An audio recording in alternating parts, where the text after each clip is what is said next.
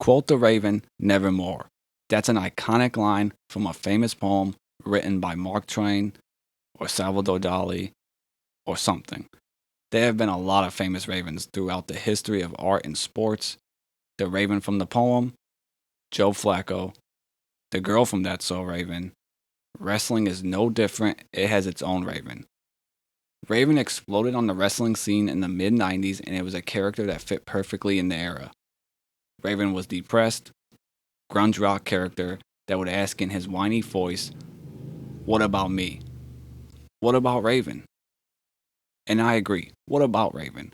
Why isn't he talked about more or given his flowers, as the kids say? This episode of Two Fuse Wrestling, we want to hand out some flowers to Raven.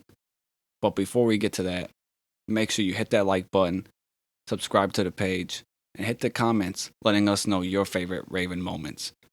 Alright, I'm going to kick it to my partner, the historian here, and help give Raven his flowers. Yeah, Raven definitely deserves his flowers. Raven to me is like one of the perfect examples of longevity in professional wrestling. And you look at Terry Funk and the way Terry Funk was able to adapt to the changing landscape of professional wrestling, and I think that's what Raven was able to do. He started off as Scotty the Body. Then we get to Scotty Flamingo. Then we go to Johnny Polo. And then finally we had Raven. And even the Raven character, he would kind of tweak and change over the years. And unless you're a unicorn like John Cena, you kind of have to change your character to stay fresh and relevant. And I also think that with his changing and adapting and everything, he also helped elevate a lot of talent. And not just the talent, but also the company that the talent was in. So I just wanted to take a look at 3 companies that I think Raven helped elevate. And the first company, which would be number 3, is Ring of Honor. Raven didn't do a lot in Ring of Honor, but I think that what he did do was very impactful, and that was elevate CM Punk. Raven and CM Punk had a great feud in those early days of Ring of Honor. You know, Punk kind of looked at Raven as his drunk alcoholic father and took out all his aggressions and everything on Raven. They had a lot of great, like, hard matches. Raven's Clockwork House of Fun match, a great dog collar match that I think was really, really good.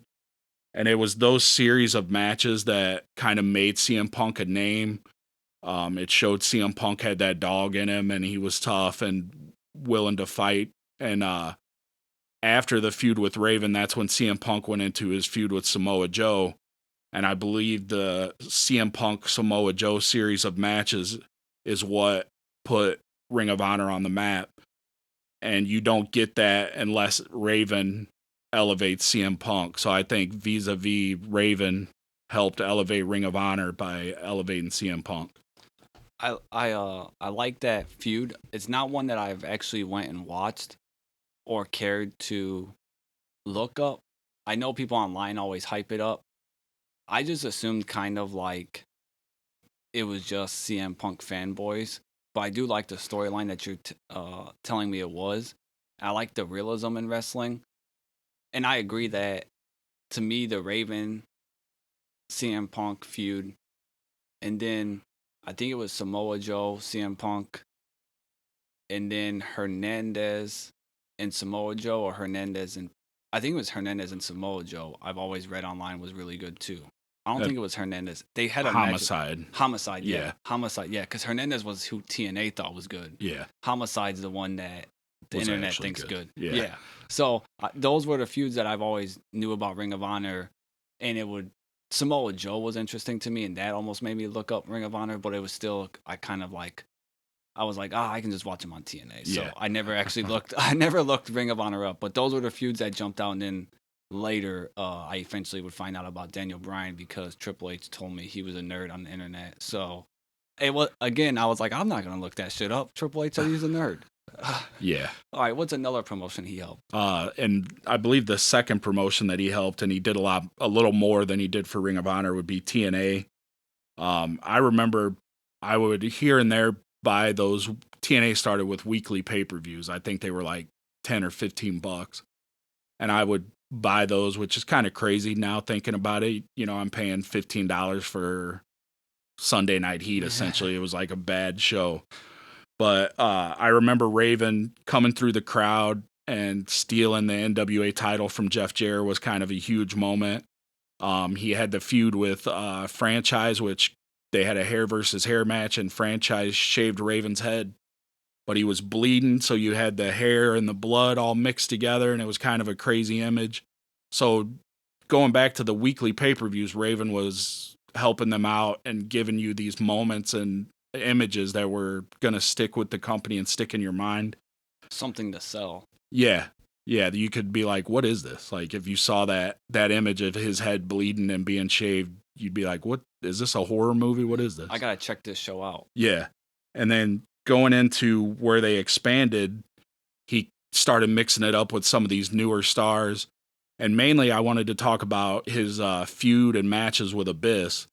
And I think that Raven is a guy who put a stamp on Abyss. Like, Abyss was cool and he did some stuff, but you had this hardcore icon, which Raven was, and a huge star, and ECW, WCW, and WWE, you know, those are the big three, and here comes Raven, and he's having these bloody feuds with Abyss, and I remember seeing their dog collar match, and they were stapling pieces of paper to each other's head, and just this insane thing, and it really got over that Abyss was a monster, and I think that was big for TNA to be able to say they had a monster. And he wasn't like a clone of anybody. I feel like it, you know, he was original and it was new and he was having barbed wire and thumbtacks and he was unstoppable. And that all started with Raven, I feel like. And also he had some runs as the NWA World Champion for TNA and I thought he did great. He even had a match with Rhino on the Unbreakable pay-per-view, which I love and probably would have been the match of the night if it wasn't for Samoa Joe and AJ Styles and Christopher Daniels having their triple threat. And also, he did a lot to try to help younger guys. I remember he had this weird group called Serotonin, and it had Johnny Devine, Kazarian, and Michael Shane, and they kind of dressed weird and looked weird, and then Raven would come out and he was wearing these different like medieval torture masks, and it was a cool look, and I feel like they could have got more out of it if they would have stuck with it, but for whatever reason they kind of got rid of it. But I think helping Abyss and helping carry the world title and having hardcore matches in TNA really helped kind of maybe not so much elevate, but it had helped them stay stable and kind of new and interesting and exciting. I remember Raven and TNA. First off, the Abyss thing is actually huge when you think about Abyss was their version of Undertaker, and not only did he thrive in that role, but to the point where WWE, you know, there was the rumors that they were like, hey, maybe we bring this guy in for an Undertaker feud for WrestleMania, which is crazy. Yeah. I enjoyed his stuff. I didn't watch the Abyss feud, maybe a little bit here and there, but it wasn't like the other stuff you mentioned, Serotonin, or for me personally, who he elevated in TNA was he got me to care about Stevie Richards. Yeah. With what was that stable called? I don't remember what the stable was called. With Dr. Stevie and Daphne. And he introduced me to Daphne, who that's the only way I knew of her. I don't remember her in WCW. I know that the Internet Wrestling has said that she was very good and the stuff in WCW was good, but he introduced me to her in TNA and I was interested in it. And for the first time in my life, I was interested in Dr. Stevie Richards. Like, Right to Censor, I wasn't the biggest fan of, and BWO. The BWO was, that wasn't too interested in me. So Raven made someone interested in me that beforehand was not a fan of. I don't blame you. All right, what's another company? The last one, number one. Yeah, and the one I think he did the most for, and that's without a doubt Extreme Championship Wrestling, ECW. I think that ECW legitimately changed the wrestling business, and I think Raven was a big asset to that. And the main thing is his rivalry with Tommy Dreamer. It had this cool backstory of how like they were in camp and Tommy was this kind of jock dude and Raven was like, I don't know, this fat acne covered kid, and Tommy kind of bullied him. So now Raven's come back for revenge, which is kind of a cool storyline and not a wrestling storyline, I feel like, if that makes any sense. And he didn't like come after Tommy alone. He had like a gang with him. He had it was basically called the Raven's Nest, which featured Stevie Richards. And it had a lot of guys that were huge for ECW. I mean, the Pitbulls were a part of it. The Dudleys were a part of it. Blue Meanie was in there. Cactus Jack was a part of it. So you had a lot of guys who did a lot of great things for ECW, and they all started in this Ravens feud with Tommy Dreamer. And he also had classic matches with Terry Funk and the Sandman that I think you can't really overlook, and that also helped ECW. And two things I want to mention that are kind of overlooked with Raven, I feel like, are his promos. He kind of had that almost like Jake the Snake Roberts type of promo where you needed to listen and you needed to pay attention, and if you didn't, you were going to miss kind of like the story he was telling. So that was pretty cool and interesting. And also his mind games, like that he would play with people. I'm not the biggest fan of Sandman. I think he's kind of like a garbage junk wrestler. But his feud with Raven, where you look at Raven like stole his family to kind of play mind games with Sandman, that's kind of cool and crazy. And it's mind games, but it's different than like the mind games we were used to in wrestling, you know, where the Undertaker makes the lights go out or some catches on fire. That's not really believable. But a guy like coming into your life and stealing your wife and making your kid call him daddy, and that's like a believable thing. And that's almost like a Cape Fear type of villain. Like Robert De Niro in Cape Fear was kind of crazy and didn't just want to beat you up. He wanted to steal your life from you. And that's kind of what Raven was doing to Sandman. So I think that's cool and interesting. And it made you want to like follow that story and watch what was going to happen next. I've always thought Raven was like Mark Wahlberg from Fear. Talking about what Raven, how he could do these promos in wrestling. To me, he brought cinema into wrestling. He was like a movie villain, and it was, you wanted to see that guy fight. I watched the Dreamer feud as an adult. As a kid, I wasn't able to watch it. I didn't know what channel it was on. Yeah. Looking back at the Dreamer feud, it was awesome. The thing that always caught me off guard though was they were trying to say Tommy Dreamer was cool at one point, because I have a hard time believing. Yeah. You're telling me Tommy Dreamer was cool in school and not Raven? But yeah.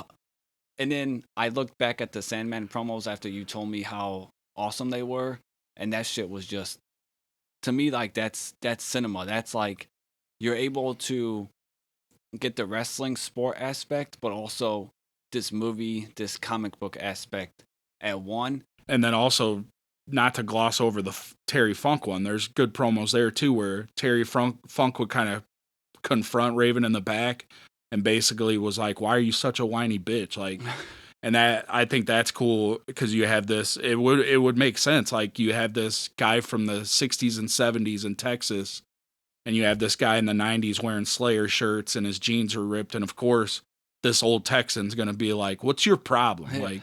So and then they both promoted against each other, which was good, and then they had good matches as well.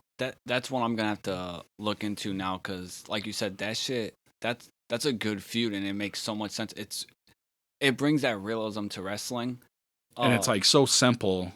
One thing I wanted to ask, being alive in that time and being able to appreciate wrestling and Raven's career, why did Raven not work in WCW? I actually thought he was cool in WCW as a kid. I remember that. But now looking back, I feel like he could have been a main eventer. And in WWE, again, I thought he was cool there as a kid, but I knew he wasn't a main eventer. Like, was it, to me, like looking back, I'm like, okay, did those two big companies think he was too alternative to be a main star, a mainstream star? Like, what was it that WCW and WWE didn't see, because I think if he's present day, like if he's 27 right now, I feel like he's a guy people are like, oh, this dude's the shit. He's one of the top 5 wrestlers in the world. Like, Yeah, I think in terms of WCW, I think that they did good with Raven. What hurt him, in my opinion, is the Flock. So the Flock was cool. It was like a spinoff of the Nest angle in ECW, but in classic like WCW fashion, they had guys just sitting around in the back, and then they were like, "Okay, you're in the Flock, so go sit out here." It got too big. There was too many guys. It didn't really like they were trying to steal kind of the guys were trying to steal the spotlight kind of from Raven, and it just didn't work. And I think it got to be too much. But I agree. I think he could have been a main event guy in WCW. If you look at like he had a great feud with DDP and great matches with I liked the feud with Goldberg where it was like you're gonna have to run through the Flock to get to Raven to get the US title. as a kid, I thought that was the shit. Yeah, I thought that was cool, and I think it came off really well. WWE, I think Vince McMahon just didn't understand him. And I think why Raven succeeded in other places is he was given control of his character. I don't think he got that in WWE because he did some work on Sunday Night Heat towards the end that like no one was watching, and like the big wigs and Vince didn't really care, and he was doing some stuff that was starting to get over and was good there too. So I think too much control from Vince and not understanding that character. And we've talked about in a previous episode how Raven would have been phenomenal as the stalker of Undertaker's wife, and you would have merged these mind games, and I think that would have been an incredible angle and storyline. But yeah, it's Vince didn't understand the character, I feel like. All right. So in the comments, let us know some of your favorite moments of Raven, and why do you think maybe WWE and WCW didn't utilize him as well as those other 3 companies. That's another round of Two Views Wrestling with Tim and Greg. If you like the show, hit follow and share it with a fellow fan. Got a hot take or match request? Send it in. Until next time, keep the energy up and the debates hotter.